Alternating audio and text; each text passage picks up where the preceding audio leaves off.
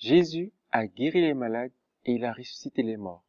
Ce n'est pas pour autant qu'il a fait le tour des hôpitaux ni des cimetières. Bonjour, je suis Bunny avec un U comme dans Uni. Je vais aider les hommes à se lever dans leur appel avec leurs dons, leurs talents et leurs compétences, afin de faire de toutes les nations des disciples.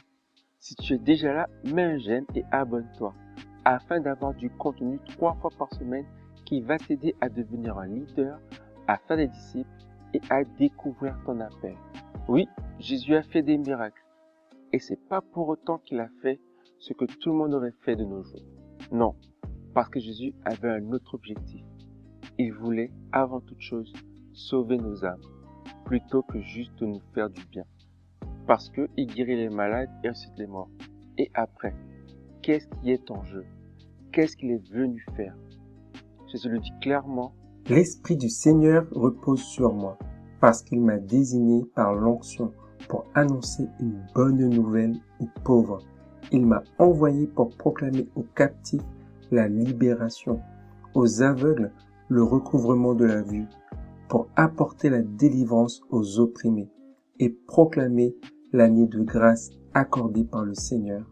Luc 4, verset 18, dans la version Semeur. Et comme tu peux le voir, il n'est pas juste venu faire du bien. Il est vraiment venu libérer, sauver, délivrer.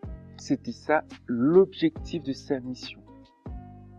Alors tu comprends que même si tu as un don, tu as une compétence, tu as un talent qui te permet de faire des choses extraordinaires, n'oublie pas pourquoi tu dois l'utiliser. Parce que Dieu ne te donnera jamais ce don, ce talent, cette compétence sans te donner le mode d'emploi et surtout l'objectif pour lequel il te les a donnés. C'est vrai que ce n'est pas toujours fluide, ce n'est pas toujours simple à découvrir, mais Dieu a déposé cet objectif-là en toi. Il t'a confié une nation. Alors, tu dois les employer pour cette nation. Jésus faisait des miracles. Il faisait des miracles. Et malgré tout, il a pris le temps de faire ce pour qu'il était venu. Il a enseigné la foule. Il a enseigné les disciples. Il a fait la différence dans son comportement auprès des gens autour de lui, afin qu'ils puissent voir une autre attitude. Il a parlé du royaume. Il a parlé de Dieu. Il a parlé du fait qu'on pouvait avoir de l'espérance et une vie éternelle. C'est ce qu'il était venu partager. Donc vraiment, tu vois, ce don, ce talent, cette compétence, prends le temps de les peser, de les examiner et de comprendre ce que Dieu attend de toi avec cela. Parce que certainement, ça rentre dans son plan pour sauver le maximum d'âmes. J'espère que tu as appris quelque chose. Si c'est le cas, abonne-toi et mets un j'aime. Si tu as aimé, partage autour de toi. Si tu as des questions et des remarques, n'hésite pas à les laisser en commentaire, j'y répondrai. En attendant, lève-toi et marche. Je suis Jésus, mais je ne suis pas un follower.